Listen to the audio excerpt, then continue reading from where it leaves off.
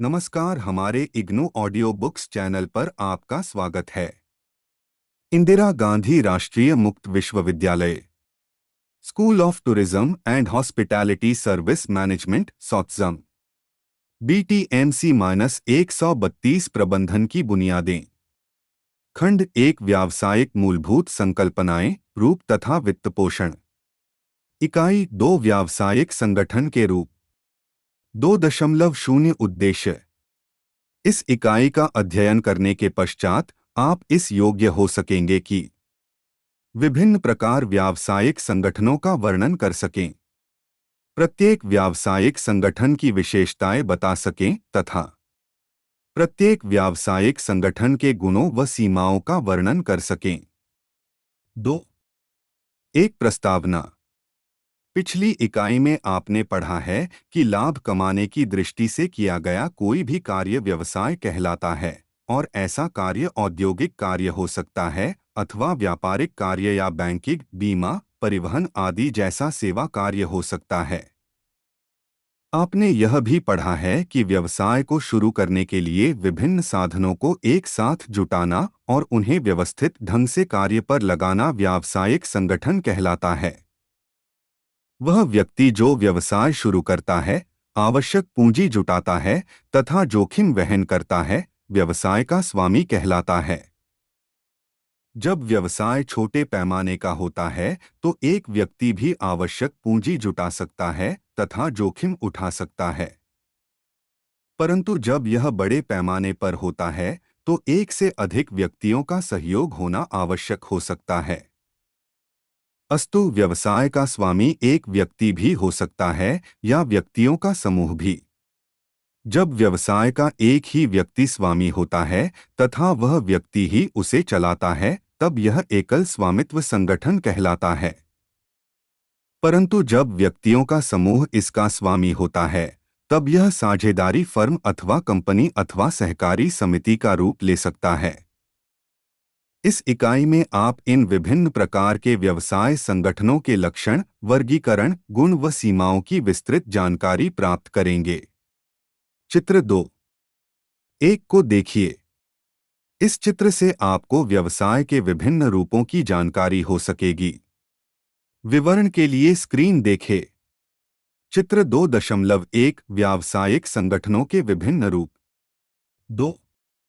2 एकल स्वामित्व संगठन, सरकारी संगठन, एकल व्यापारी संगठन जिसे एकल स्वामित्व सोल प्रोप्राइटरशिप भी कहा जाता है, सबसे प्राचीन संगठन है और आज भी यह छोटे पैमाने के व्यवसायों के लिए सबसे अधिक अपनाया जाने वाला रूप है।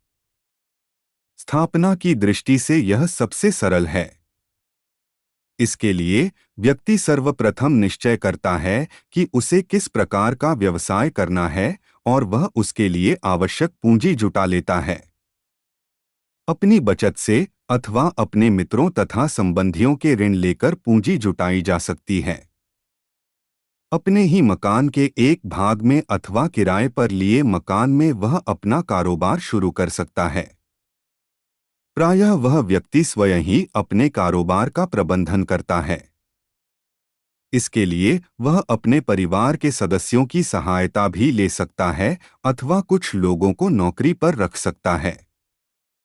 कारोबार चलाने के लिए वह अन्य व्यक्तियों से सलाह ले सकता है, परंतु उसका अपना निर्णय ही अंतिम निर्णय होता है। इस प्रकार एकल व्यापारी फर्म के मामलों में पूर्ण नियंत्रण रखता है। व्यवसाय में अर्जित कुल मुनाफे पर उसका अधिकार रहता है, इसीलिए यदि उसे घाटा हो जाए तो स्वाभाविक है कि उसका पूर्ण भार उसी को सहन करता पड़ता है। अस्तु अब हम एकल व्यापारी संगठन की परिभाषा इस प्रकार दे सकते हैं। यह एक व्यक्ति का कारोबार होता है जिसमें वह अपनी पूंजी, कौशल तथा बुद्धिमत्ता से स्वतंत्रतापूर्वक स्वयं ही उत्पादन करता है। उसके समस्त लाभ को भोगने का अधिकारी अकेले ही होता है तथा स्वामित्व के पूर्ण जोखिम को वहन करता है। जे. एल. हैंसन ने इसे परिभाषित करते हुए लिखा है, यह एक प्रकार के कारोबार की इकाई है जिसमें एक ही व्यक्ति पूर्ण रूप से पूंजी जुटाने उद्यम का जोखिम उठाने कारोबार का प्रबंध करने के लिए उत्तरदायी होता है। व्यावसायिक संगठन के इस रूप में स्वामी और फर्म में कोई अंतर नहीं रखा जाता है। इसी प्रकार उसी व्यक्ति के हाथों में कारोबार का प्रबंध भी रहता है। 2 फरवरी 2001 प्रमुख विशेषताएं। उपयुक्त विवेचन के आधार पर हम एकल व्यापारी संगठन की प्रमुख विशेषताएं इस प्रकार गिना सकते हैं। एक ही व्यक्ति का स्वामित्व। इस प्रकार के उद्यम पर एक ही व्यक्ति का स्वामित्व होता है। उसमें सहयोगी अथवा साझेदार नहीं होते। वह अपनी पूंजी लगाता है अथवा अपने मित्रों व संबंधियों से ऋण लेकर पूंजी जुटाता है। 2 स्वामित्व तथा प्रबंधन में पृथकता नहीं। स्वामी स्वयं ही व्यवसाय का प्रबंधन करता है। 8 स्वामित्व तथा प्रबंधन की पृथकता जो बड़े व्यवसायों में प्रायः देखी जाती हैं, इस प्रकार के व्यवसाय में दिखाई नहीं देती, चूंकि स्वामी ही व्यवसाय का प्रबंधन करता है। 8 वह व्यवसाय के संचालन का बहुत अच्छी तरह देखरेख व नियंत्रण करता है। 3 कोई पृथक अस्तित्व नहीं। व्यावसायिक उद्यम का स्वामी से भिन्न अस्तित्व नहीं रहता। स्वामी एवं व्यावसायिक उद्यम एक ही होते हैं। 4 समस्त लाभ स्वामी का ही होता है, चूंकि साझेदार नहीं होते। 8 समस्त लाभ एकल स्वामी को ही प्राप्त होता है। द पीपल्स 5 जोखिम अकेले स्वामी की ही होती है। व्यवसाय में होने वाली संपूर्ण हानि स्वामी को ही अकेले वहन करनी होती है। 6 असीमित दायित्व। स्वामी का दायित्व असीमित होता है। इसका अर्थ यह है कि हानि होने पर स्वामी की निजी सम्मति से भी व्यावसायिक देयता व ऋणों का शोधन करना पड़ सकता है। 7 कम कानूनी औपचारिकताएं। एकल व्यावसायिक इकाई स्थापित करने के लिए कम कानूनी औपचारिकताएं निभानी पड़ती हैं। हाँ, किसी विशेष प्रकार का व्यवसाय स्थापित करने पर कुछ कानूनी प्रतिबंध अवश्य हैं। उदाहरण के लिए, एक अकेला व्यक्ति बैंक अथवा बीमा कंपनी की स्थापना नहीं कर सकता, परंतु वह चाट की दुकान या साइकिल की दुकान बिना अधिक कानूनी औपचारिकताओं के शुरू कर सकता है। फिर भी कुछ दशाओं में उसे लाइसेंस लेना पड़ जाता है। उदाहरण के लिए, रेस्तरां चलाने के लिए नगर निगम से लाइसेंस लेना आवश्यक हो जाता है। 2 फरवरी 2002 गुण व सीमाएं। एकल व्यापारिक उपक्रम की प्रमुख विशेषताओं का आपको ज्ञान हो चुका है। इन विशेषताओं के संदर्भ में संगठन के इस रूप में निम्नलिखित गुण व सीमाएं पाई जाती हैं। गुण 1 सुगम स्थापना। संगठन के इस रूप की स्थापना में कानूनी औपचारिकताएं नहीं निभानी पड़ती। 8 इसकी स्थापना सरल होती है। स्थापना की प्रक्रिया में किया जाने वाला व्यय भी नगण्य होता है। प्रत्यक्ष प्रेरणा। जैसा कि आप जानते हैं, व्यवसाय के सभी फायदे और लाभ एकल स्वामी के ही जेब में जाते हैं। इससे स्वामी को अधिक परिश्रम करने और व्यवसाय को विकसित करने की प्रेरणा मिलती है, जिससे लाभ दिन प्रतिदिन बढ़ता जाता है। अस्तु व्यवसाय में उसकी लगन पूरी तथा निर्बाध होती है। 3 पूर्ण नियंत्रण। स्वामी अपने व्यवसाय का सर्वेसर्वा होता है। वह संपूर्ण व्यवसाय का प्रबंधन करता है, समस्त निर्णय स्वयं ही लेता है। अन्य शब्दों में व्यवसाय के कार्य संचालन पर स्वामी का पूर्ण नियंत्रण रहता है। 4 शीघ्र निर्णय लेने के लिए स्वामी को अन्य व्यक्तियों पर निर्भर नहीं रहना पड़ता, क्योंकि कोई साझेदार नहीं होते, इसीलिए किसी दूसरे से सलाह लेने की उसे आवश्यकता नहीं पड़ती। इससे वह अपने व्यवसाय से संबंधित अनेक विषयों में शीघ्र निर्णय ले सकता है। 5 कारोबार में लचीलापन। छोटा संगठन होने के नाते परिस्थितियों के अनुरूप परिवर्तन करना सरल होता है। बड़े संगठनों में परिवर्तन करना कठिन हो जाता है। 6 गोपनीयता। चूंकि संपूर्ण व्यवसाय स्वामी द्वारा ही संचालित किया जाता है, इसीलिए व्यवसाय की गोपनीय बातों की केवल उसको ही जानकारी रहती है। उसे अपने लेखों को प्रकाशित नहीं करना पड़ता। इस प्रकार के संगठन में पूरी गोपनीयता रखी जा सकती है। 7. व्यक्तिगत संपर्क। चूंकि स्वामी व्यवसाय से संबंधित सभी कार्यों का स्वयं ही संचालन करता है, इसलिए उसे अपने ग्राहकों से व्यक्तिगत संपर्क बनाए रखना सरल हो जाता है। वह उनकी रुचि, पसंद और नापसंद को सरलता से जान सकता है और अपना कार्य तथा व्यवहार उन्हीं के अनुरूप ढाल सकता है। इसी प्रकार ऐसे संगठन में यदि कुछ कर्मचारी भी हों तो वे अपने स्वामी के सीधे संपर्क में रहते हैं। स्वामी को अपने कर्मचारियों से मधुर संबंध बनाए रखने के पर्याप्त अवसर मिलते हैं। 8. व्यवसाय के समापन में आसानी। सहस्वामियों तथा साझेदारों के न होने से मतभेद का प्रश्न नहीं उठ पाता और व्यवसाय का सरलता से समापन किया जा सकता है। स्वामी को व्यवसाय से मुक्त होने की स्वतंत्रता रहती है। वह किसी भी समय अपने व्यवसाय को छोड़ सकता है या जब भी वह चाहे उसे बेच सकता है।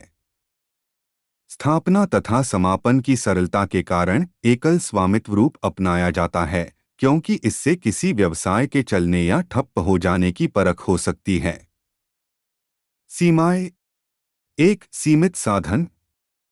एक अकेले व्यक्ति के पास पूंजी तथा अन्य साधन सदा सीमित मात्रा में ही होते हैं। एकल व्यापारी को तो मुख्य रूप से अपनी कमाई और पूंजी पर ही निर्भर रहना होता है, अथवा आवश्यकता पड़ने पर अधिक से अधिक वह अपने मित्रों तथा संबंधियों से ऋण ले सकता है।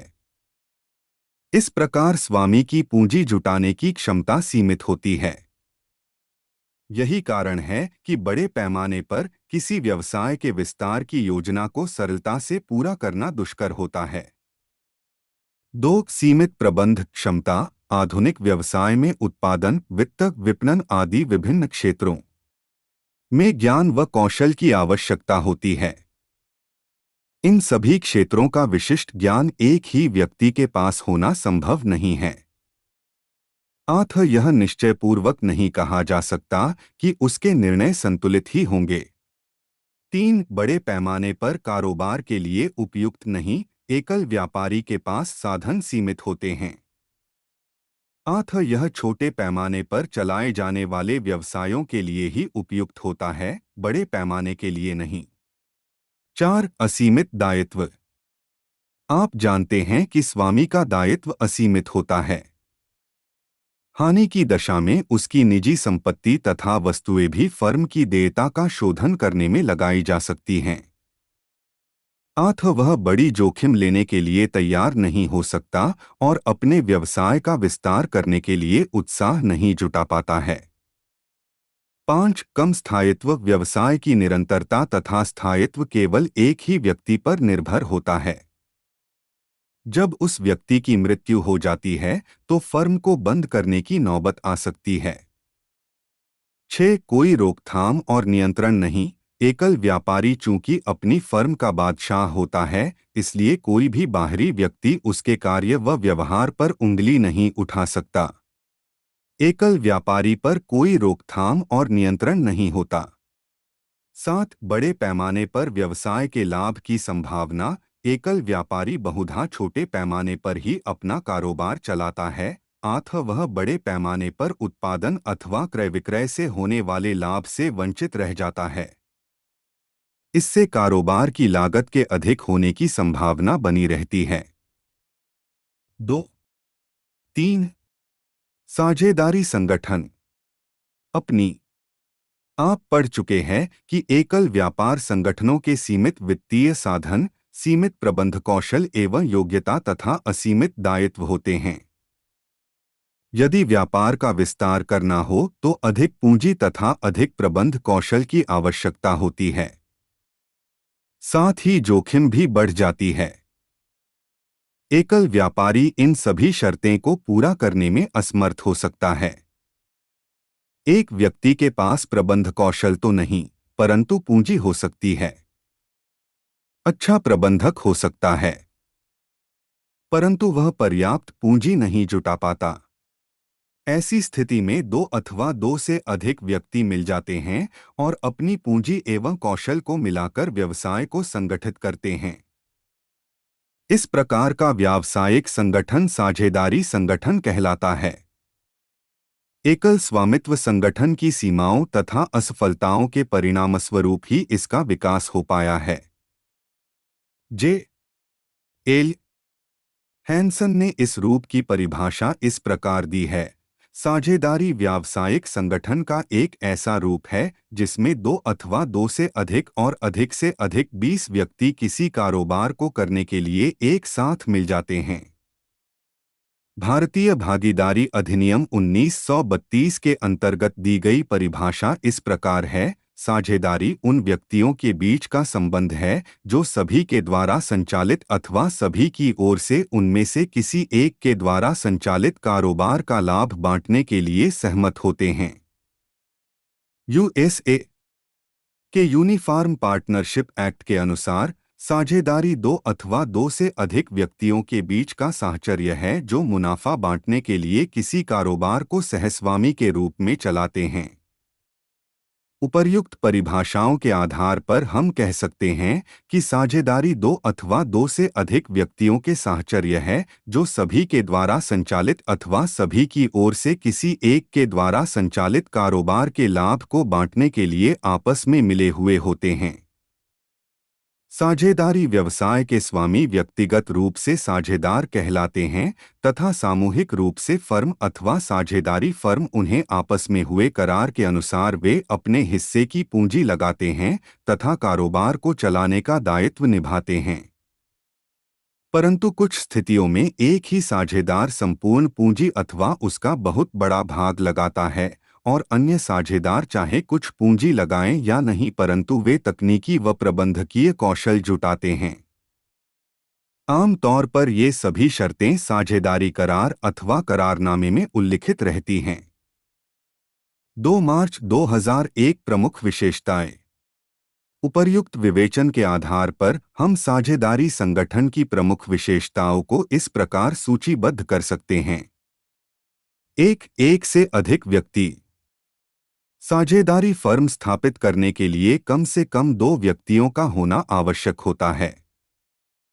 व्यक्तियों की संख्या के संबंध में अधिकतम सीमा बैंकिंग व्यवसाय में 10 तथा अन्य व्यवसायों में 20 रखी गई है।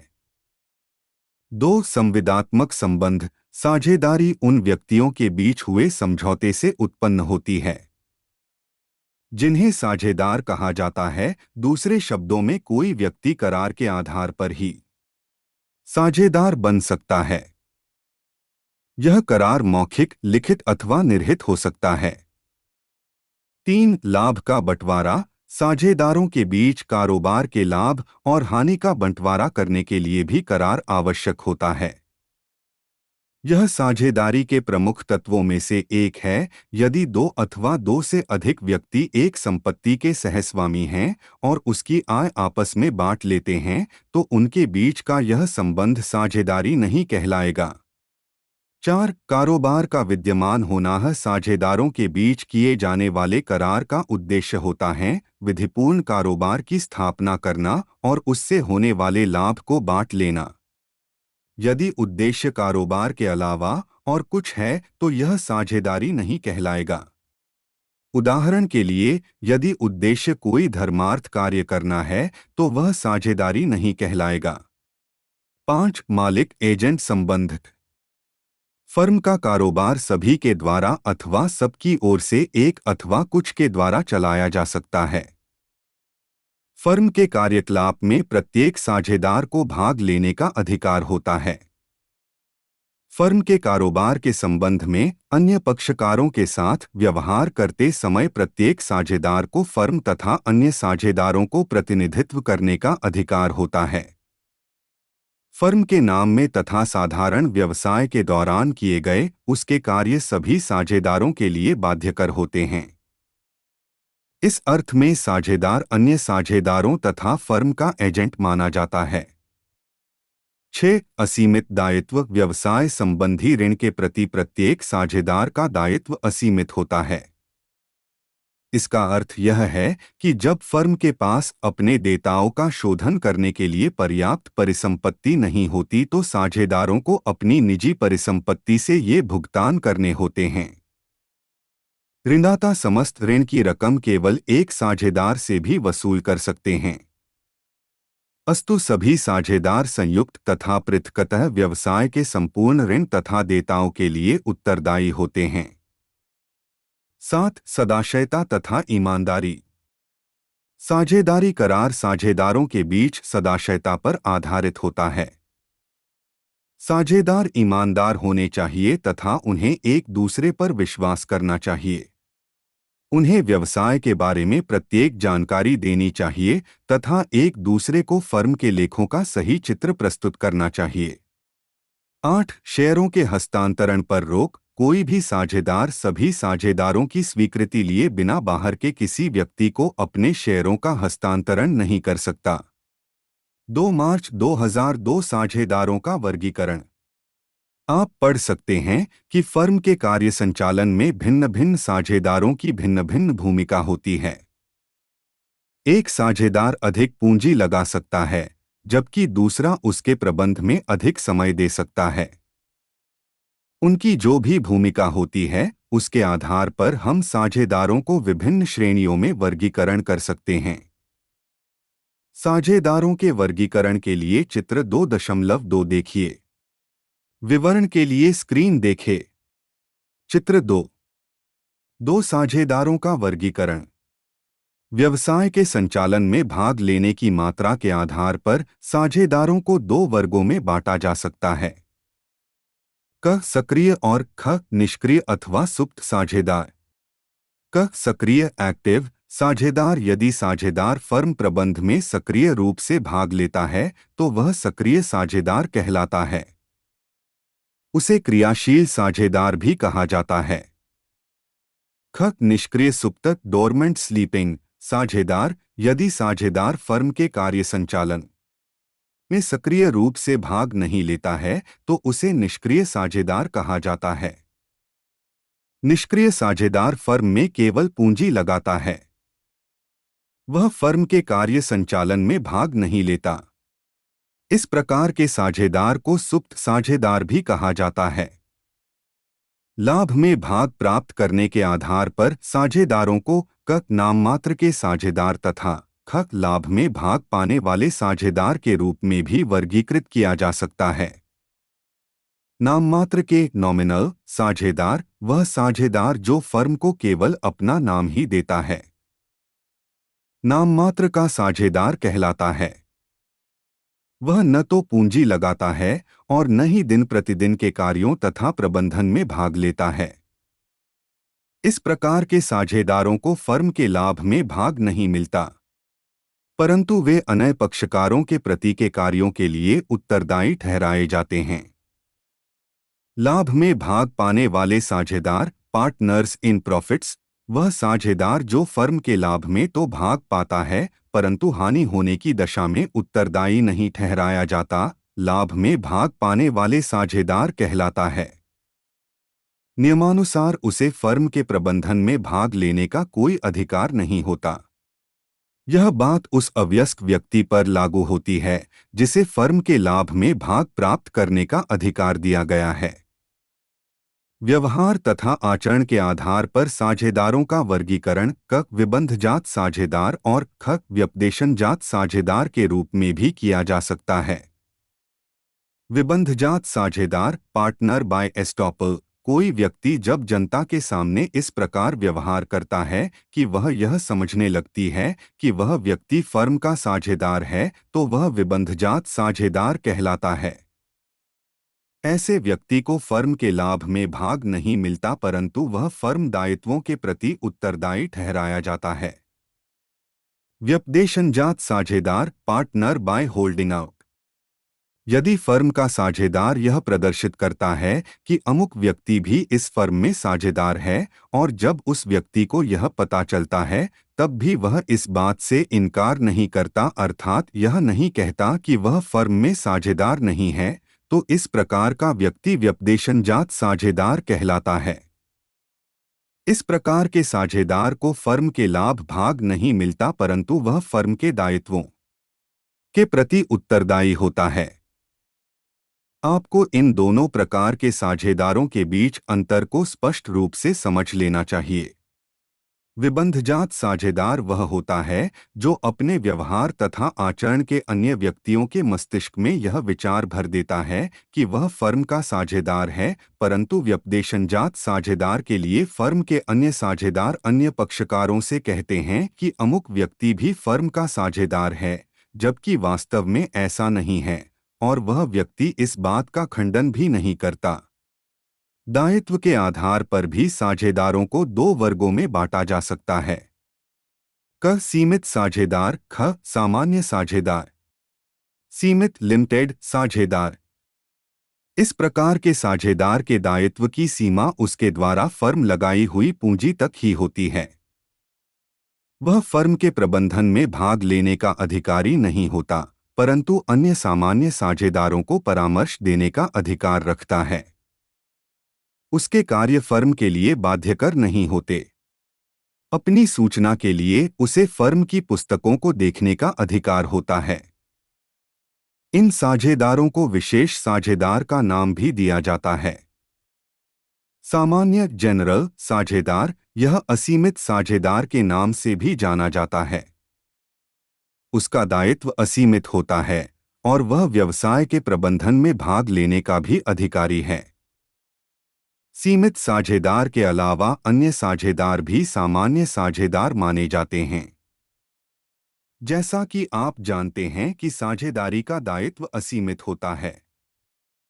केवल सीमित साझेदारी के व्यवसाय संगठन में ही इस प्रकार के सीमित साझेदार पाए जाते हैं, जो कुछ यूरोपीय देशों तथा संयुक्त राज्य अमेरिका में होता है। भारत में सीमित साझेदारी नहीं हो सकती। 2.3 साझेदारी विलेख, पार्टनरशिप डीड। आप जानते हैं कि साझेदारी की स्थापना करार द्वारा की जाती है। इस प्रकार का करार मौलिक अथवा लिखित हो सकता है। गलतफहमी तथा अनावश्यक मुकदमेबाजी से बचने के लिए लिखित करार करना सदैव वांछनीय होता है। जब लिखित करार पर विधिवत स्टाम्प लगा दिया जाता है और उसका पंजीकरण भी करा लिया जाता है, यह साझेदारी विलेख कहलाता है। पंजीकरण के पश्चात साझेदारी को साझेदारी विलेख की एक प्रतिलिपि दे दी जाती है। एक साझेदारी भागीदारी विलेख में प्रायः निम्न बातें शामिल की जाती हैं। 1. फर्म का नाम। 2. कारोबार की प्रकृति। 3. साझेदारों के नाम। 4. शहर तथा जगह का नाम जहां कारोबार किया जाना है। 5. पूंजी की रकम जो प्रत्येक साझेदार को लगानी होगी। 6. प्रत्येक साझेदार का हानिलाभ अनुपात। 7. साझेदारों द्वारा किए गए ऋण और अग्रिम की राशि तथा उन पर दिए जाने वाले ब्याज की राशि। 8. प्रत्येक साझेदार की आहरण की सीमा तथा उस पर लिए जाने वाले ब्याज की दर। 9. पूंजी पर दिए जाने वाले ब्याज की दर। 10. साझेदारों के कर्तव्य, अधिकार तथा दायित्व। 11. सक्रिय साझेदार को यदि कुछ पारिश्रमिक दिया जाना हो तो उसकी राशि। 12. लेखा पुस्तकों का रखरखाव तथा लेखा परीक्षा की व्यवस्था। 13. साझेदारी की विघटन की स्थिति में निपटान की विधि। 14. साझेदार के प्रवेश, मृत्यु अथवा अवकाश ग्रहण करने के समय सुनाम गुडविल के मूल्यांकन की विधि। 15. साझेदार के प्रवेश, मृत्यु अथवा अवकाश ग्रहण करने के समय परिसंपत्तियों और देयताओं के पुनर्मूल्यांकन की विधि। 16. साझेदार के अवकाश ग्रहण करने की विधि तथा अवकाश प्राप्त साझेदार अथवा मृत साझेदार को मिलने वाली रकम के भुगतान की विधि। 17. साझेदारों के बीच विवाद की स्थिति में पंचनिर्णय। 18. साझेदार के दिवालिया घोषित होने की स्थिति में की जाने वाली व्यवस्था। उपर्युक्त सूची में सभी बातें नहीं आ जाती। यदि साझेदार चाहे तो अन्य कोई खंड भी भागीदारी विलेख में शामिल किया जा सकता है। वास्तव में भागीदारी अधिनियम में एक साझेदार के अधिकारों तथा कर्तव्यों की व्याख्या दी गई है। लेकिन साझेदारों के बीच करार होने पर ही अधिनियम के प्रावधान लागू होते हैं। फर्म का पंजीकरण, रिजिस्ट्रेशन ऑफ द फर्म। भारतीय भागीदारी अधिनियम के अनुसार फर्म का पंजीकरण कराना अनिवार्य नहीं है, परंतु अपंजीकृत फर्म को कुछ सीमाओं का सामना करना पड़ता है। फर्म को पंजीकृत करना अच्छा होता है। पंजीकरण किसी भी समय कराया जा सकता है। फर्म को पंजीकृत कराने के लिए फर्म के बारे में पूर्ण विवरण लिखकर एक प्रार्थना पत्र को पंजीकरण की फीस के साथ रजिस्ट्रार के कार्यालय में भेजना होता है। 2 मार्च 2004 गुण व सीमाएं। आपने साझेदारी की प्रमुख विशेषताओं के बारे में जानकारी प्राप्त कर ली है। इस जानकारी से आपको इस प्रकार से संगठन के गुणों तथा सीमाओं को पहचानने में मदद मिलेगी, जिन्हें नीचे दिया जा रहा है। गुण 1. सुगम स्थापना। किसी एकल स्वामित्व संगठन की तुलना में यद्यपि साझेदारी फर्म की स्थापना उतना सरल नहीं है, तथापि कंपनी की स्थापना की तुलना में यह कम कठिन है। साझेदारी आपस में कारोबार करने के लिए करार करते हैं और एक साझेदारी करार तैयार करके उस पर अपने हस्ताक्षर कर देते हैं। इसके पश्चात साझेदारी फर्म के नियमन के लिए कोई जटिल सरकारी नियम आवश्यक नहीं रह जाते। 2. अधिक पूंजी की उपलब्धता। एकल स्वामित्व संगठन के विपरीत साझेदारी फर्म में 2 अथवा 2 से अधिक व्यक्ति होते हैं। साझेदारी फर्म एक ही व्यक्ति की पूंजी के सहारे नहीं चलती। साझेदारों के वित्तीय स्थिति के आधार पर फर्म की ऋण लेने की क्षमता में वृद्धि हो जाती है। 3. अधिक विविध कौशल तथा विशेषज्ञता। अधिक स्वामियों के होने के कारण साझेदारी फर्म में निर्णय अधिक व्यक्तियों के विचार विमर्श पर निर्भर होता है। एक आदर्श साझेदारी में साझेदार एक दूसरे के पूरक होते हैं। वे एक ही पृष्ठभूमि तथा अनुभव के व्यक्ति नहीं होते हैं। एक साझेदारी विनिर्माण कार्य में विशेषज्ञ हो सकता है, दूसरा विपणन के क्षेत्र में और तीसरा लेखा पद्धति में निपुण हो सकता है। इन सभी साझेदारों का मिलकर निर्णय लेना व्यक्तिगत निर्णयों की तुलना में श्रेयस्कर होता है। 4. लचीलापन। एकल स्वामित्व संगठन की ही भांति साझेदारी व्यवसाय में भी साझेदार ही फर्म के स्वामी होते हैं और वे ही उसका कार्य संचालन भी करते हैं। वह बदलती हुई परिस्थितियों को आसानी से समझ जाते हैं और शीघ्रता से उसके अनुसार कार्य कर सकते हैं। The peoples. ITV 5. गोपनीयता। साझेदारी फर्मों में भी कुछ गोपनीयता रखी जा सकती है, क्योंकि फर्म के लेखों को प्रकाशित करना आवश्यक नहीं होता। 6. गहन रुचि। व्यवसाय में होने वाली हानियों तथा जोखिमों के लिए साझेदार ही उत्तरदायी होते हैं, वे इसके कार्यों में विशेष रुचि लेते हैं। 7. सुरक्षा। मूल बातों के संबंध में एकमत से निर्णय लिए जाने के नियम के कारण सभी साझेदारों के अधिकार पूर्णतः सुरक्षित होते हैं। यदि कोई साझेदार फर्म का कार्य करने के ढंग से असंतुष्ट होता है, तो वह फर्म के विघटन की मांग कर सकता है तथा अपने को फर्म से पृथक कर सकता है। 8. लापरवाही से किए जाने वाले नियमों पर रोकथाम तथा नियंत्रण। चूंकि साझेदारी व्यवसाय सामूहिक आधार पर चलाया जाता है और महत्वपूर्ण निर्णय में सभी साझेदार भाग लेते हैं, इसलिए बिना सोचे समझे और जल्दबाजी में निर्णय किए जाने की बहुत कम गुंजाइश होती है। 9. जोखिम का बंटवारा। फर्म की हानियां सभी साझेदारों द्वारा बांटी जाती हैं। एकल स्वामित्व संगठन की तुलना में प्रत्येक साझेदार के हिस्से में हानि का बहुत थोड़ा भाग आता है। सीमाएं। 1. सीमित पूंजी। साझेदारों की अधिकतम संख्या पर सीमा के कारण गैर बैंकिंग व्यवसाय में 20 और बैंकिंग व्यवसाय में 10 साझेदारी फर्म की पूंजी जुटाने की क्षमता संयुक्त स्टॉक कंपनी की तुलना में कम होती है। 2. असीमित दायित्व। साझेदारी फर्म की सबसे महत्वपूर्ण कमी यह है कि उसके साझेदारों का दायित्व असीमित होता है। 3. जन विश्वास नहीं। चूंकि लेखे अप्रकाशित तथा अविज्ञापित होते हैं, इसलिए फर्म को जनता का विश्वास प्राप्त नहीं हो पाता। 4 हित की हस्तांतरणीयता। सभी अन्य साझेदारों की सहमति लिए बिना कोई भी साझेदार फर्म में अपना हित किसी अन्य व्यक्ति को हस्तांतरित नहीं कर सकता। 5 अनिश्चितता। किसी साझेदार की आकस्मिक मृत्यु होने अथवा उसके पागल अथवा दिवालिया होने की स्थिति में साझेदारी फर्म का विघटन हो जाता है। इस कारण फर्म के चलते रहने के संबंध में अनिश्चितता की स्थिति उत्पन्न हो जाती है।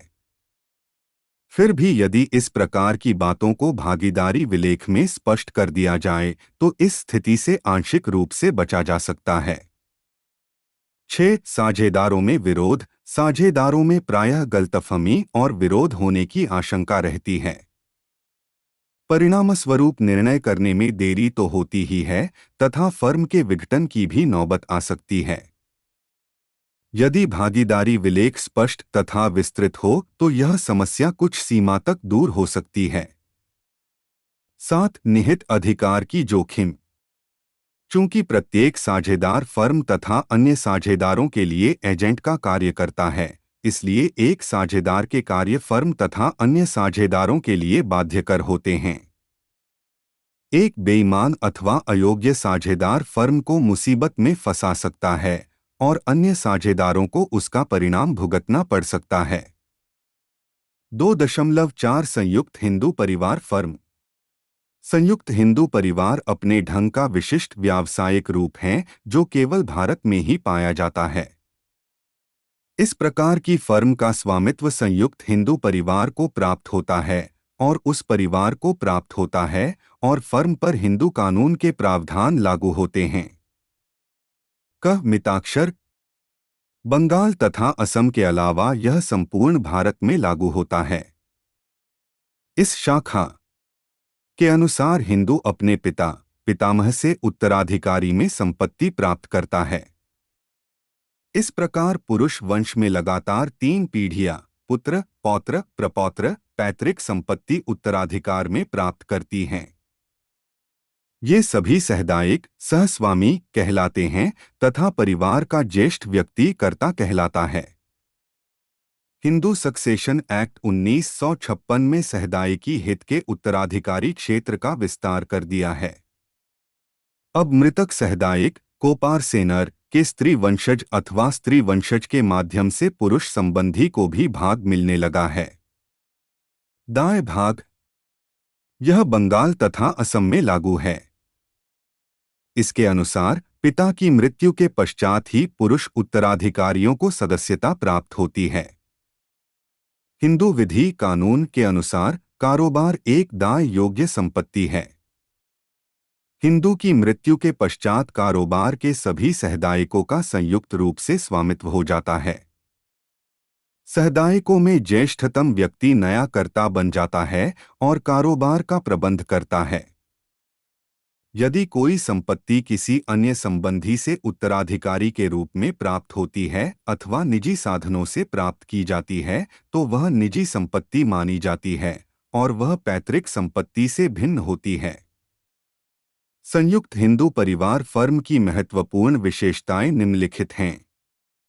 एक परिवार का ज्येष्ठतम सदस्य जो कर्ता कहलाता है, कारोबार चलाता है। अन्य सदस्यों को फर्म के प्रबंध में भाग लेने का कोई अधिकार नहीं होता। 2 अन्य सदस्य कर्ता के अधिकार पर आपत्ति नहीं कर सकते हैं। इसके लिए उसके पास एक ही तरीका रह जाता है कि वे आपसी सहमति से परिवार का विघटन कराए। 3 कर्ता को कारोबार के लिए ऋण लेने का अधिकार प्राप्त है। उसका दायित्व असीमित होता है, जबकि अन्य सदस्यों का दायित्व कारोबार में उनके हित तक ही सीमित होता है। 4 यदि कर्ता ने कारोबार के धन का गबन किया है तो उसे अन्य सहदायिकों को क्षतिपूर्ति करनी होगी, जो संयुक्त संपत्ति में उनके हितों के अनुरूप होगी। 5 परिवार के किसी सदस्य की मृत्यु हो जाने से परिवार का कारोबार बंद नहीं हो जाता।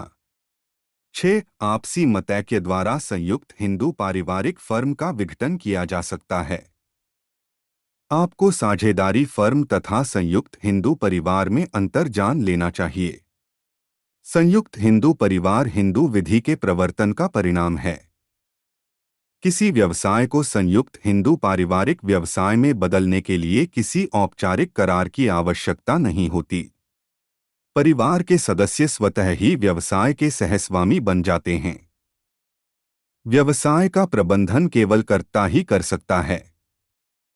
कर्ता का दायित्व असीमित होता है, जबकि सहदायिकों का दायित्व व्यवसाय में उनके हित तक ही सीमित रहता है। सहस्वामियों के अधिकार, कर्तव्य और दायित्व हिंदू विधि के प्रावधानों से नियंत्रित होते हैं।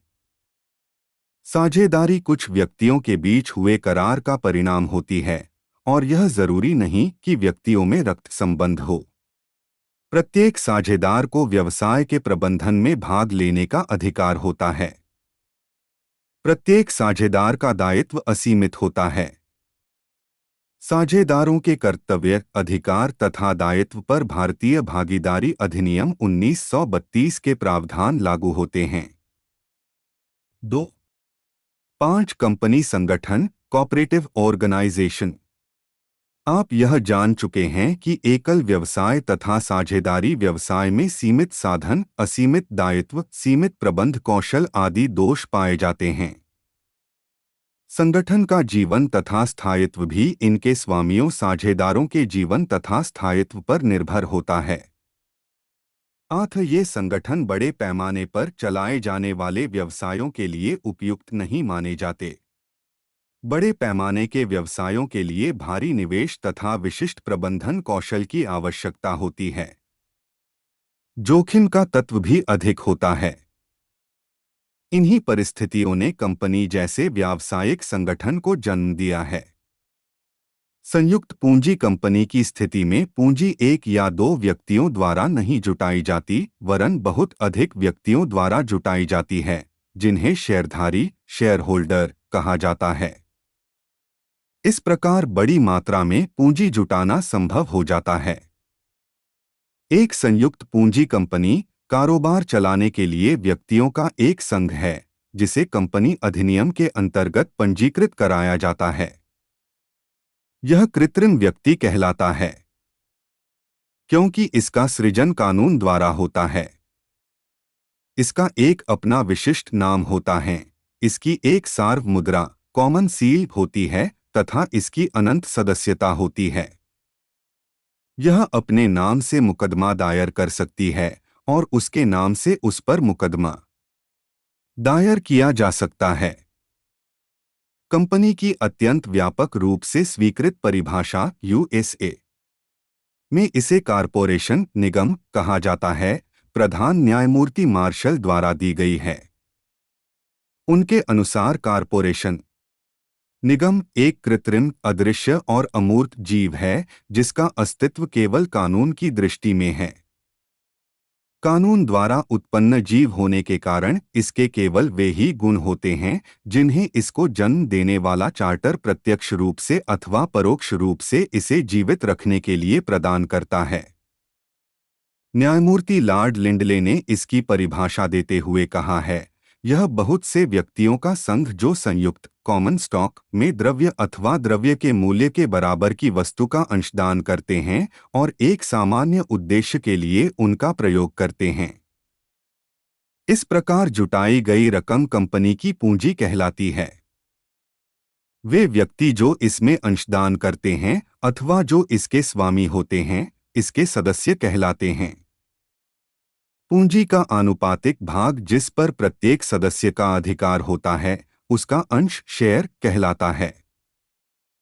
द कंपनीज एक्ट 1956 ने संयुक्त पूंजी कंपनी की परिभाषा इस प्रकार दी है, ये शेयरों द्वारा सीमित कंपनी होती है जिसकी निश्चित मूल्य के शेयरों में विभाजित स्थायी प्रदत्त पूंजी अथवा निश्चित रकम की अधिकृत पूंजी होती है जो स्टॉक की भांति रखी तथा हस्तांतरित की जा सकती है।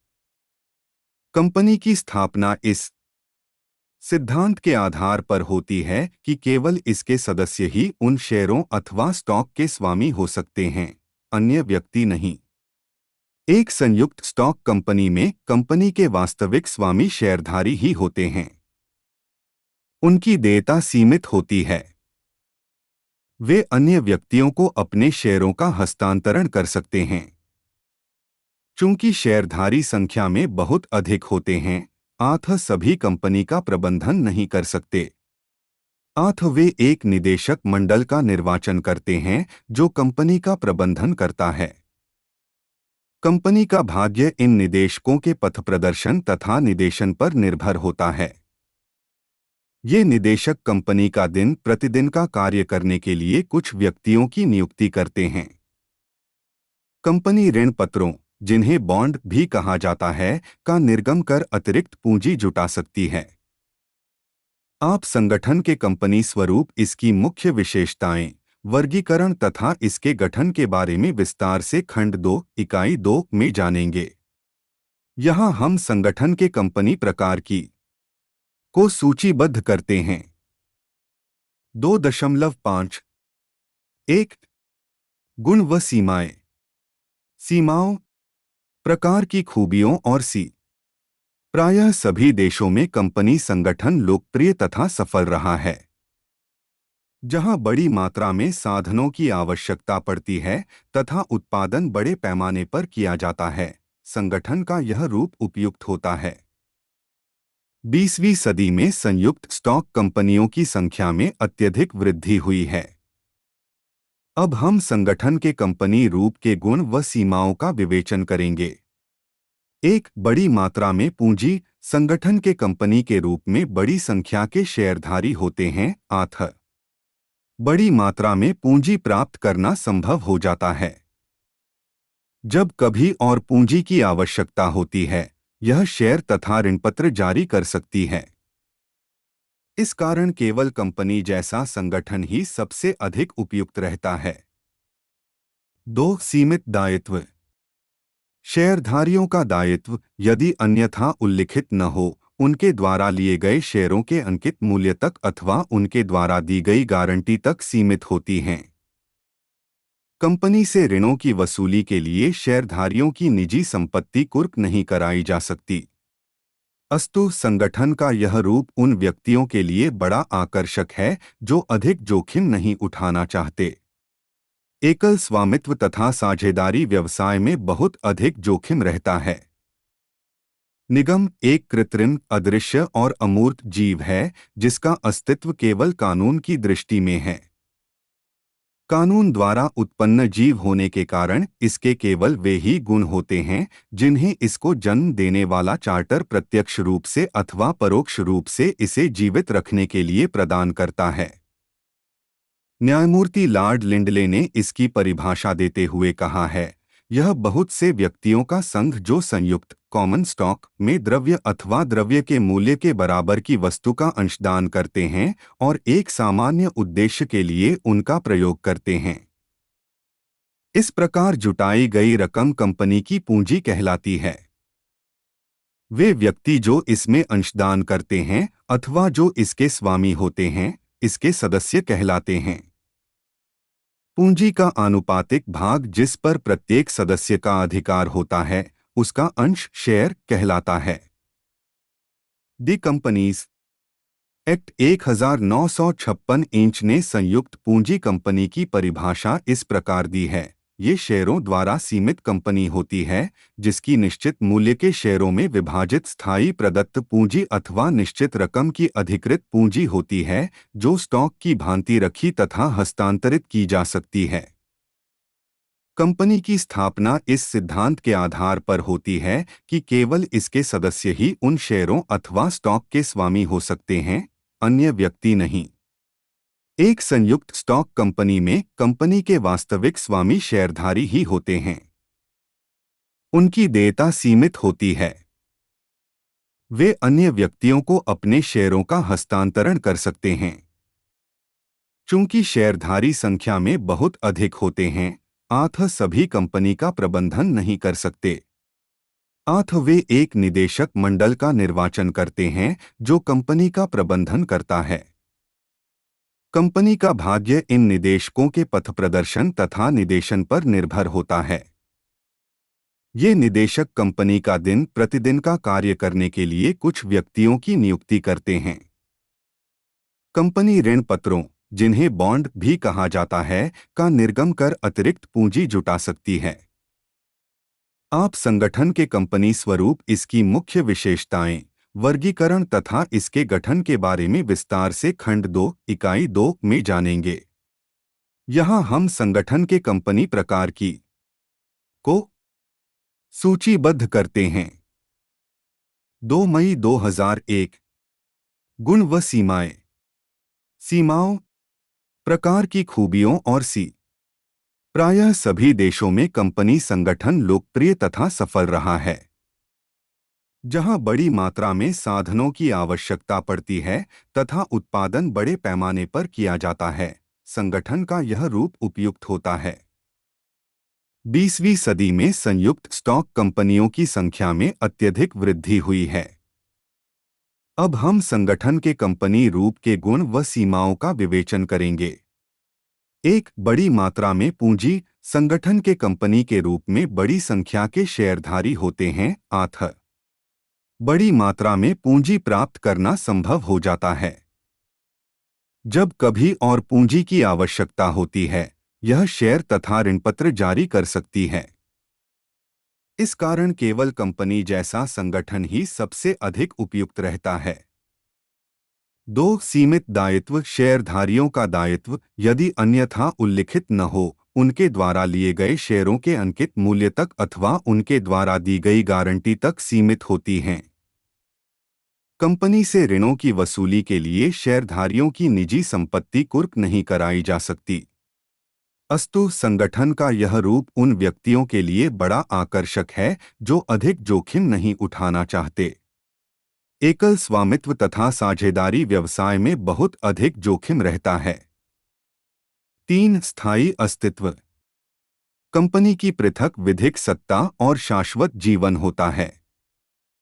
निगम के जीवन पर शेयरधारी, निदेशक अथवा अधिकारी के पागल अथवा दिवालिया होने का कोई प्रभाव नहीं पड़ता। कंपनी के जीवन की निरंतरता न केवल इसके सदस्यों के लिए वरन समाज के लिए भी वांछनीय है। 4. बड़े पैमाने के कारोबार से होने वाले बचत। चूंकि ऐसी कंपनियां बड़े पैमाने पर कार्य करती हैं, अतः उन्हें बड़े पैमाने पर क्रय विक्रय, उत्पाद आदि से होने वाले बचत का लाभ मिल जाता है। बड़े पैमाने की बचत के परिणामस्वरूप कंपनी अपने ग्राहकों को सस्ती कीमत पर वस्तुएं उपलब्ध करा सकती है। 5. विस्तार के लिए संभावना। चूंकि सार्वजनिक कंपनी में शेयरधारियों की अधिकतम संख्या की कोई सीमा नहीं होती, अतः नवीन शेयरों और ऋणपत्रों का निर्गम करके उसका विस्तार करना सरल होता है। कंपनियां प्रायः अपने लाभ का कुछ भाग रिजर्व कोष में रखती है और इसका उपयोग विस्तार के लिए करती हैं। 6. लोक विश्वास। कंपनियों पर सरकारी नियंत्रण एवं विनियम लागू होते हैं। उनकी लेखा पुस्तकों की चार्टर्ड अकाउंटेंट द्वारा लेखा परीक्षा की जाती है और उन्हें प्रकाशित भी किया जाता है। इससे कंपनियों की कार्यप्रणाली पर जनता में विश्वास उत्पन्न होता है। 7. शेयरों की हस्तांतरणीयता। शेयर बाजार में सार्वजनिक सीमित कंपनी के शेयर कभी भी बेचे जा सकते हैं। शेयरधारी अपनी इच्छा से कभी भी अपने शेयर बेच सकते हैं। इसके लिए अन्य शेयरधारियों की सम्मति लेना आवश्यक नहीं होता। शेयरधारी बिना अधिक कठिनाई के अपने शेयर नकदी में बदल सकते हैं। 8. पेशेवरों द्वारा प्रबंधन। आप जानते हैं कि कंपनी का प्रबंधन निदेशकों के हाथ में रहता है जो शेयरधारियों द्वारा निर्वाचित होते हैं। प्रायः अनुभवी व्यक्तियों को ही निदेशक निर्वाचित किया जाता है। आप यह भी जानते हैं कि दिन प्रतिदिन के कार्य वेतनभोगी प्रबंधकों द्वारा किए जाते हैं। ये प्रबंधक अपने अपने क्षेत्र के विशेषज्ञ होते हैं। चूंकि कंपनियों का बड़े पैमाने पर कारोबार होता है तथा उनका मुनाफा भी बड़ी मात्रा में होता है, अतः वे अच्छा वेतन देकर सुयोग्य पेशेवर प्रबंधकों की नियुक्ति कर सकती है। इस प्रकार संगठन के कंपनी रूप अपने निदेशक मंडल में तथा प्रबंधकों के विभिन्न पदों पर पेशेवर व्यक्तियों की सेवाएं प्राप्त कर लेते हैं। 9. कर लाभ। कंपनियां एक समान दर फ्लैट रेट पर आयकर देती हैं। इसके कराधान में स्लैब पद्धति का कोई स्थान नहीं है। इसके फलस्वरूप कंपनियां अन्य संगठनों की तुलना में अधिक आय पर कम कर चुकाती हैं। यदि वे पिछड़े क्षेत्रों में स्थापित की जाएं, तो उन्हें कर में कुछ छूट भी प्राप्त होती है। 10. जोखिम का बंटवारा। चूंकि कंपनी के सदस्यों की संख्या बहुत अधिक होती है, अतः व्यापारिक जोखिम कंपनी के सभी सदस्यों में बंट जाती है। यह छोटे छोटे निवेशकों के लिए लाभदायक सिद्ध होता है। सीमाएं। 1. स्थापना में कठिनाई। कंपनी की स्थापना उतनी सरल नहीं है जितनी कि एकल स्वामित्व व्यवसाय अथवा साझेदारी व्यवसाय की। कंपनी के निगमन के लिए कुछ व्यक्तियों को परस्पर सहयोग करने के लिए तैयार होना पड़ता है, जिन्हें प्रवर्तक कहा जाता है। इसके पंजीकरण के समय अनेक औपचारिकताओं को निभाना पड़ता है। कंपनी की स्थापना खर्चीली भी है और कठिन भी। 2. गोपनीयता का अभाव। कंपनी का प्रबंधन प्रायः बहुत से व्यक्तियों के हाथों में रहता है। निदेशक मंडल की बैठक में प्रत्येक बात पर विचार किया जाता है।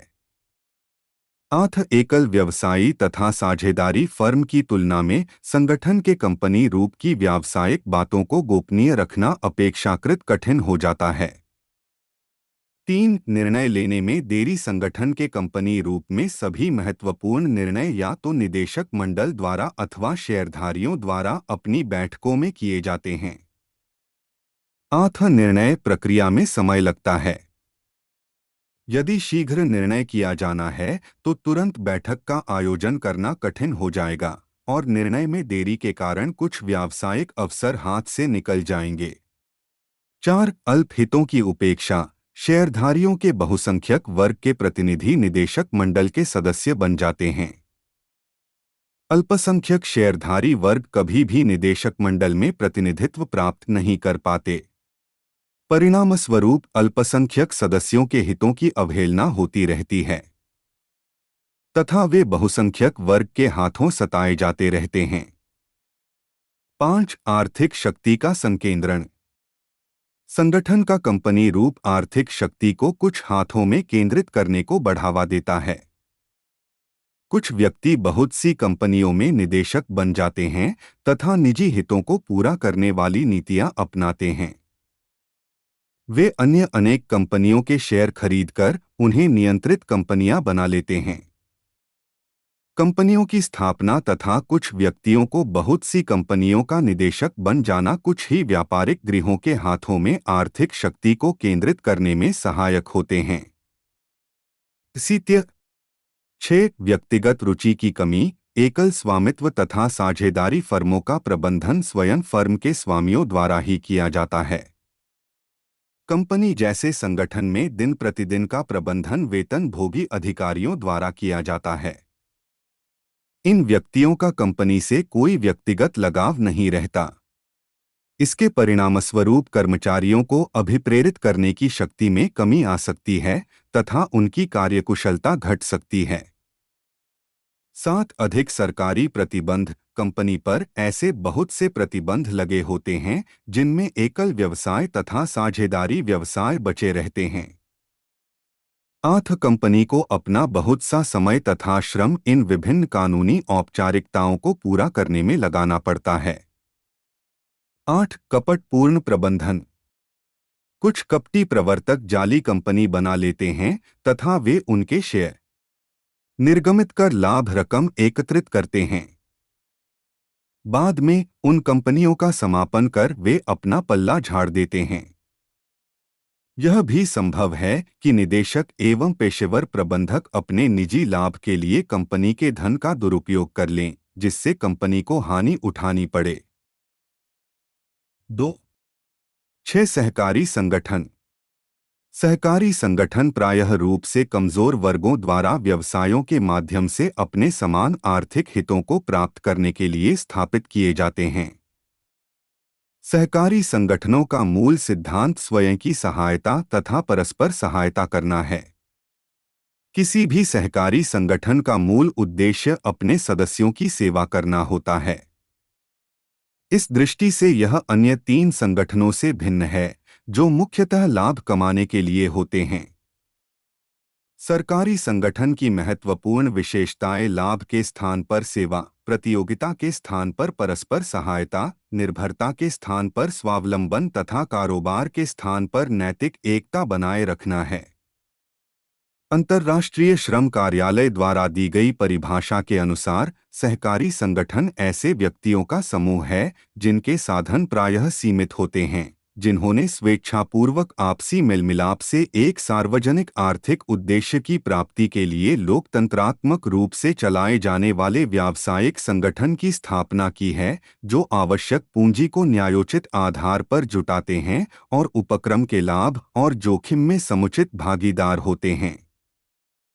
काल्वर्ट ने सहकारिता की परिभाषा इस प्रकार दी है: यह एक प्रकार का व्यावसायिक संगठन है जिसमें व्यक्ति मनुष्य के नाते स्वेच्छापूर्वक एकत्रित होते हैं और समानता के आधार पर अपने आर्थिक हितों का प्रवर्तन करते हैं।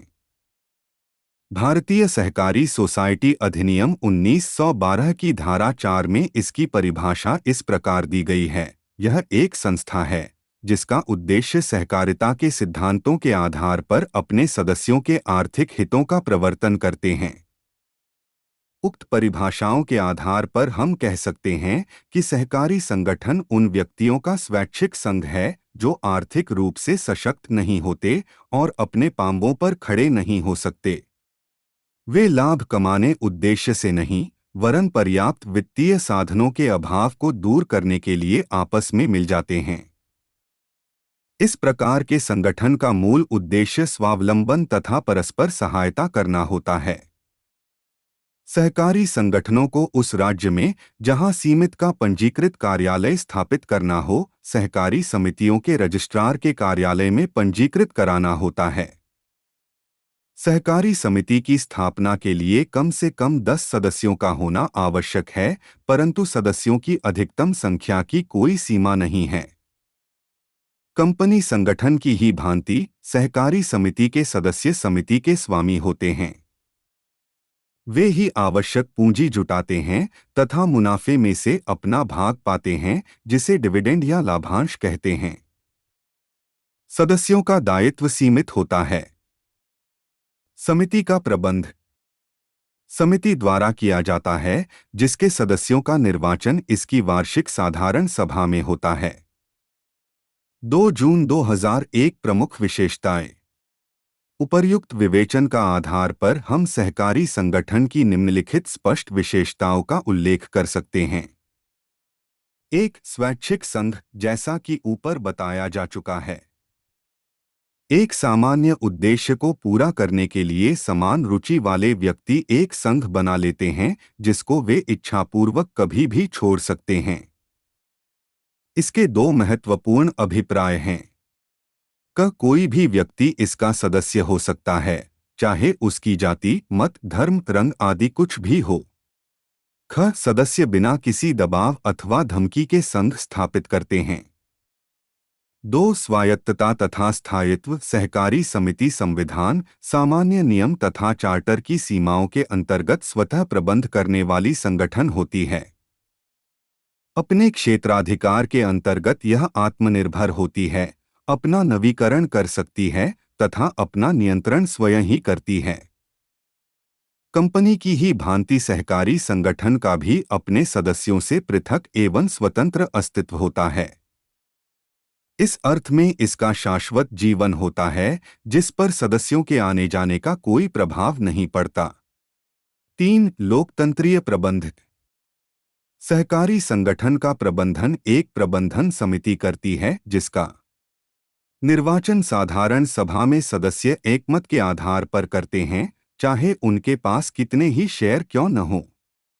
सदस्यों की साधारण सभा ही व्यापक रूप से समिति की कार्यनीति निर्धारित करती है, जिसके अंतर्गत प्रबंधन समिति को कार्य करना होता है। इस प्रकार सहकारी समिति के प्रबंध का मुख्य आधार लोकतंत्र ही है। 4. पूंजी। शेयर पूंजी के रूप में पूंजी सदस्यों से ही प्राप्त की जाती है, किंतु शेयर पूंजी इसके व्यवसाय में लगी पूंजी का एक सीमित अंश ही होती है। बहुत बड़ा भाग या तो सरकार से अथवा शीर्ष सहकारी संस्था से लिया गया ऋण होता है या केंद्रीय अथवा राज्य सरकार द्वारा गया अनुदान होता है। 5 सहकारी नियंत्रण। भारत में सभी सहकारी समितियां 1919 के सहकारी सोसाइटी अधिनियम अथवा अन्य राज्य सहकारी सोसाइटी अधिनियम के अंतर्गत पंजीकृत होती है। सरकारी समितियों को इन्हीं अधिनियमों के अंतर्गत वर्णित प्रावधानों के अनुसार कार्य करना होता है। 6 सेवा भाव। किसी भी सरकारी समिति का मुख्य उद्देश्य अपने सदस्यों को सेवा प्रदान करना है। इसके विपरीत, जैसा कि आप जानते हैं, अन्य तीनों संगठनों का मुख्य उद्देश्य लाभ कमाना होता है। 5 पूंजी पर सीमित लाभ। सहकारी व्यवस्था में सदस्यों के बीच लाभ का विभाजन उनके द्वारा दी गई पूंजी के आधार पर किया जाता है, लेकिन शेयरधारियों को दिए जाने वाले लाभांश की दर 9% ही है, जो सरकारी सोसाइटी अधिनियम द्वारा निर्धारित की गई है। 6 अधिशेष का वितरण। साझेदारी फर्म और कंपनी संगठन में सदस्यों के बीच मुनाफा उनके द्वारा लगाई गई पूंजी के अनुपात में बांटा जाता है, परंतु सहकारी समितियों में शेयरधारियों को एक सीमित दर पर लाभांश देने के बाद बचे हुए लाभ की राशि को उनके बीच बोनस के रूप में बांट दिया जाता है। यह बोनस पूंजी के अनुपात में नहीं बांटा जाता, वरन उसके व्यवसाय के अनुपात में बांटा जाता है जो वे समिति के साथ करते हैं। उदाहरण के लिए, एक उपभोक्ता सहकारी समिति में समिति के सदस्यों ने समिति से जितने मूल्य की वस्तु खरीदी है, उस कुल मूल्य के अनुपात उन्हें बोनस मिलेगा। इस प्रकार उत्पादक समिति में बोनस बिक्री के लिए समिति को दी जाने वाली वस्तुओं के मूल्य के अनुपात में बांटा जाएगा। 2 जून 2002 सहकारी समितियों का वर्गीकरण।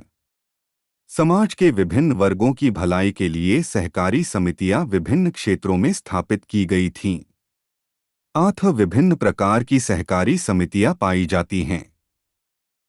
इनके निम्नलिखित महत्वपूर्ण प्रकार हैं।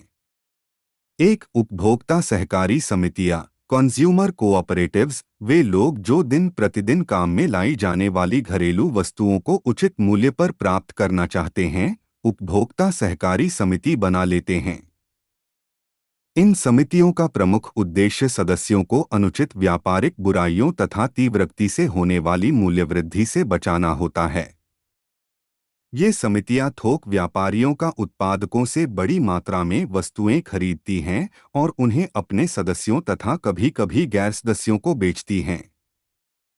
2 उत्पादक सहकारी समितियां, प्रोड्यूसर्स कोऑपरेटिव्स। ये समितियां लघु औद्योगिक उत्पादकों और कारीगरों द्वारा स्थापित की जाती हैं। इनको औद्योगिक समितियां भी कहा जाता है। इनका प्रमुख उद्देश्य उत्पादकों व कारीगरों को शोषण से बचाना होता है।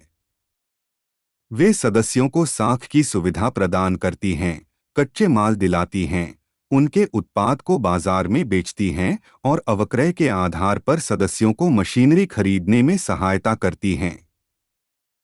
3 विपणन सहकारी समितियां, मार्केटिंग कोऑपरेटिव्स। जब उत्पादक अपने माल की बिक्री करने के उद्देश्य से सहकारी समिति स्थापित करते हैं, तो उन समितियों को विपणन समिति कहा जाता है।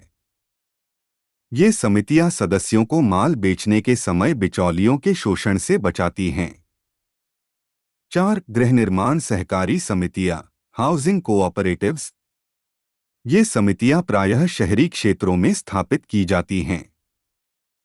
अपने सदस्यों को गृह सुविधा प्रदान कराना इनकी स्थापना का प्रमुख उद्देश्य होता है। गृह निर्माण समितियां भूमि प्राप्त करती हैं, गृह निर्माण की योजना तैयार करती हैं, मकानों को बनाती हैं और फिर उन्हें अपने सदस्यों को सौंप देती हैं। इनमें से कुछ भूमि को केवल मकान बनाने योग्य बनाती हैं और फिर प्लाट काटकर अपने सदस्यों के बीच उनका आवंटन कर देती हैं, जो अपने मकान उन प्लाटों पर बनाते हैं। ये गृह निर्माण के लिए उनको ऋण की व्यवस्था भी कराती हैं। 5 उधार समितियां, क्रेडिट सोसाइटीज। उधार समितियां उन व्यक्तियों द्वारा स्थापित की जाती है जिन्हें उधार की आवश्यकता होती है। इस प्रकार की समितियां अपने सदस्यों को उचित ब्याज की दर पर उधार की सुविधा प्रदान करती हैं। ये समितियां कृषि उधार समितियों तथा गैर कृषि उधार समितियों में वर्गीकृत की जा सकती हैं।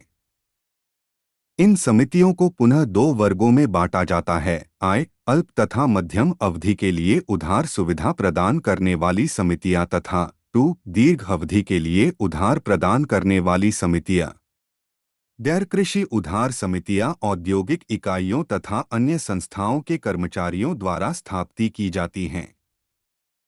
लघु व्यापारियों, कारीगरों तथा कम आय वर्ग वाले व्यक्तियों द्वारा भी नगरों व कस्बों में उधार की आवश्यकता पूरी करने के लिए ये समितियां स्थापित की जाती हैं।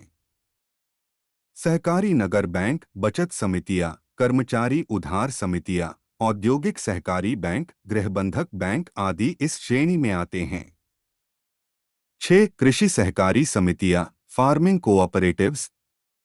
लघु कृषकों द्वारा बड़े पैमाने पर कारोबार से होने वाली बचतें प्राप्त नहीं की जा सकती। वे सहकारी समिति का गठन करते हैं और अपने कार्यों को संयुक्त रूप से करके उनसे होने वाले लाभ को आपस में बांट लेते हैं। इस प्रकार की समितियां लघु व सीमांत कृषकों के लिए अत्यधिक लाभदायक होती हैं। इसके माध्यम से उन्हें बड़े पैमाने पर कारोबार के लाभ मिल जाते हैं। वे सहकारी उन्नत कृषि समिति, सहकारी काश्तकार कृषि समिति, सहकारी संयुक्त कृषि समिति, सहकारी सामूहिक कृषि समिति आदि गठित कर सकते हैं।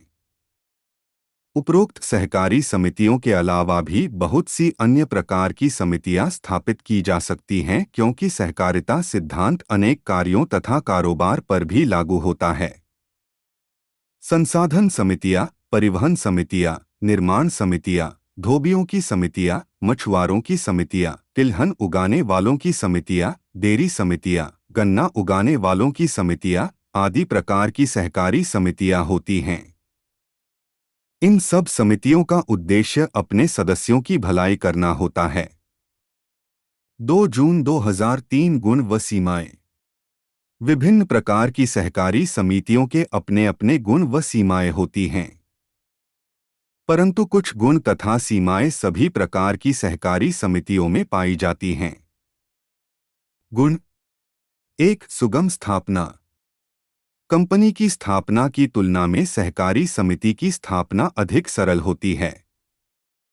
सहकारी समिति स्वेच्छापूर्वक बनाया गया एक संघ होता है और उसकी स्थापना के समय बहुत अधिक और गूढ़ औपचारिकताओं को नहीं निभाना पड़ता। कोई भी 10 वयस्क व्यक्ति स्वेच्छा से अपना संघ बनाकर सहकारी समितियों के रजिस्ट्रार के कार्यालय में उसे पंजीकृत करा सकते हैं। 2. सीमित दायित्व। कंपनी जैसे संगठन की ही भांति सहकारी समितियों के सदस्यों का दायित्व भी सीमित होता है। 2. समाज सेवा। सहकारिता सदस्यों के बीच भाईचारे की भावना बढ़ाती है और उनके दैनिक जीवन में नैतिक तथा शैक्षणिक मूल्यों का महत्व जगाती है, जो श्रेष्ठ जीवन के लिए आवश्यक हैं। 3. सरकारी सहायता। सरकार ने सहकारी समितियों को अपनी आर्थिक नीति का एक अंग बना लिया है। इन समितियों को कारगर ढंग से चलाने में सहायता देने के लिए सरकार अनेक प्रकार के अनुदान, ऋण तथा वित्तीय सहायता प्रदान करती है। 4. खुली सदस्यता। सहकारी समितियों की सदस्यता सभी व्यक्तियों के लिए खुली होती है। आर्थिक स्थिति, जाति, रंग अथवा मत के आधार पर किसी भी व्यक्ति को सदस्य होने से नहीं रोका जाता है। इसमें सदस्यों की अधिकतम संख्या पर भी कोई प्रतिबंध नहीं लगाया गया है। 5. उचित मूल्य पर वस्तुओं की पूर्ति। समितियां सीधे ही उत्पादकों से वस्तुएं खरीदती हैं और उन्हें अपने सदस्यों को सस्ते मूल्य पर बेचती हैं। वितरण की कड़ी के बीच से बिचौलियों को हटा दिया जाता है।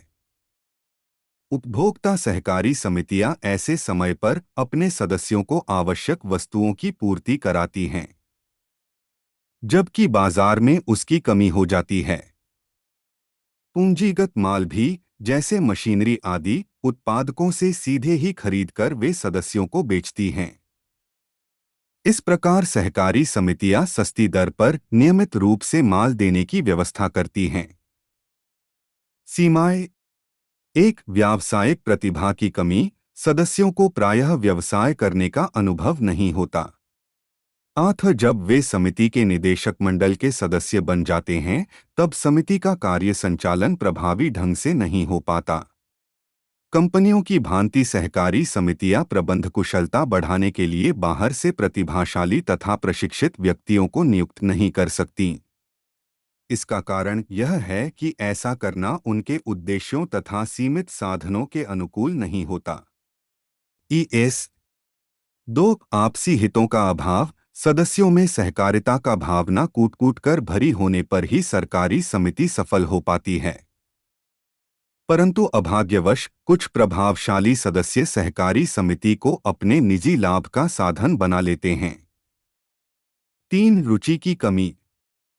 किसी भी व्यवसाय की सफलता के लिए कुछ वर्षों तक निरंतर प्रयास करने की आवश्यकता होती है, परंतु बहुत सी सहकारी समितियों में इस प्रकार की स्थिति नहीं पाई जाती। अपने प्रभावशाली प्रारंभ के थोड़े समय के बाद ही सहकारी समिति जीवनहीन तथा निष्क्रिय बनकर रह जाती है। 4, समन्वय की कमी। इससे इनकार नहीं किया जा सकता कि सदस्यों का अंदरूनी मतभेद तथा प्रतिद्वंद्विता बहुत सी शक्ति तथा साहस को समाप्त कर देते हैं। अनेक सहकारी संस्थाओं का समाप्ति का मूल कारण समन्वय का न होना और संयुक्त रूप से कार्य न करना ही रहा है। 5, भ्रष्टाचार। प्रबंधन और कार्य संचालन में व्याप्त भ्रष्टाचार सहकारी संगठन की एक बहुत ही महत्वपूर्ण कमी रही है। 6, गोपनीयता की कमी। सहकारी समिति के कार्य प्रायः सभी सदस्यों को ज्ञात हो जाते हैं और इन समितियों के लिए व्यावसायिक कार्यों की गोपनीयता बनाए रखना कठिन हो जाता है। 7, अपर्याप्त प्रेरणा। पूंजी पर मिलने वाला प्रतिफल क्योंकि बहुत कम होता है, सहकारी समितियों के सदस्य समिति के कार्यों में बहुत रुचि नहीं लेते। 2, 7, सारांश। स्वामित्व के आधार पर व्यावसायिक संगठन के 4 मुख्य रूप होते हैं।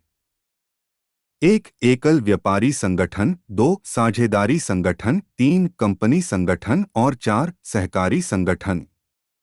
वह व्यवसाय जिसका एक ही व्यक्ति स्वामी होता है, वही पूंजी लगाता है और उसका ही नियंत्रण रहता है, एकल व्यापारी संगठन कहलाता है। लघु व्यवसायों के लिए यह सर्वाधिक उपयुक्त होता है। व्यावसायिक प्रतिष्ठान और स्वामी में कोई अंतर नहीं रहता। नियंत्रण, गोपनीयता, स्थापना की सरलता तथा कम लागत, विघटन की सरलता और कम सरकारी हस्तक्षेप इस रूप के लाभ हैं। स्वामी की असीमित देयता, पूंजी जुटाने में कठिनाई, सीमित प्रबंधन कौशल, अस्थायी व्यावसायिक जीवन और योग्य कर्मचारियों को आकर्षित करने में कठिनाई इसके दोष हैं। साझेदारी 2 या 2 से अधिक व्यक्तियों का संघ है जो सहस्वामी के रूप में लाभ के लिए कारोबार चलाते हैं। साझेदार के बीच प्रायः लिखित अथवा मौखिक करार होता है जिसमें प्रत्येक साझेदार द्वारा कारोबार में किए गए योगदान का उल्लेख होता है तथा उसकी भूमिका और करार के अन्य महत्वपूर्ण मुद्दों पर प्रकाश डाला जाता है। साझेदारों के विभिन्न प्रकार होते हैं जिनके आधार क कारोबार में भाग लेने की सीमा, ख लाभ में भाग, ग दर्शाए गए व्यवहार और आचरण की प्रकृति और घ दायित्व का वहन होते हैं। साझेदारी संगठन से एकल स्वामित्व संगठन के कुछ दोष दूर हो जाते हैं। साझेदारी के लाभ हैं अधिक पूंजी, अधिक विशिष्ट प्रबंधन, अधिक स्थायित्व, प्रमुख कर्मचारियों को अधिक प्रेरणा आदि। साझेदारी के दोष हैं असीमित देयता, शेयरों के हस्तांतरण में कठिनाई, स्वामियों में मतभेद की संभावना, कम समय तक चलने की संभावना आदि। एकल स्वामित्व तथा साझेदारी की सीमाओं में कंपनी जैसे संगठन को जन्म दिया जाता है। कंपनी विधि द्वारा निर्मित एक कृत्रिम व्यक्ति होती है, इसका अपना नाम होता है, एक सार्व मुद्रा होती है तथा शाश्वत जीवन होता है। कंपनी संगठन के प्रमुख लाभों में शामिल हैं शेयरधारियों की सीमित देयता, शेयरों की हस्तांतरणीयता, जीवन का स्थायित्व, अतिरिक्त पूंजी जुटाने में सुविधा, अधिक प्रबंधन कौशल आदि प्रमुख सीमाएं हैं। स्थापना में कठिनाई और अधिक लागत, अधिक सहकारी नियमन, गोपनीयता की कमी, निर्णय लेने में शीघ्रता की कमी की संभावना आदि। सहकारी संगठन उन व्यक्तियों का स्वैच्छिक संघ है जो वित्तीय दृष्टिकोण से सुदृढ़ नहीं होते तथा अपने पांवों पर खड़े नहीं हो सकते। वे लाभ कमाने के उद्देश्य से आपस में नहीं मिलते वरन पर्याप्त वित्तीय साधनों की कमी से उत्पन्न कठिनाई को दूर करने के लिए एकत्रित होते हैं। इसका आधारभूत उद्देश्य स्वावलंबन व आपसी सहायता करना है। सहकारी संगठन के लाभ हैं स्थापना में सरलता, सीमित देयता, सरकारी सहायता, खुली सदस्यता आदि। सीमाएं व्यावसायिक प्रतिभा की कमी, आपसी हितों का अभाव, गोपनीयता की कमी, सदस्यों में प्रतिस्पर्धा आदि।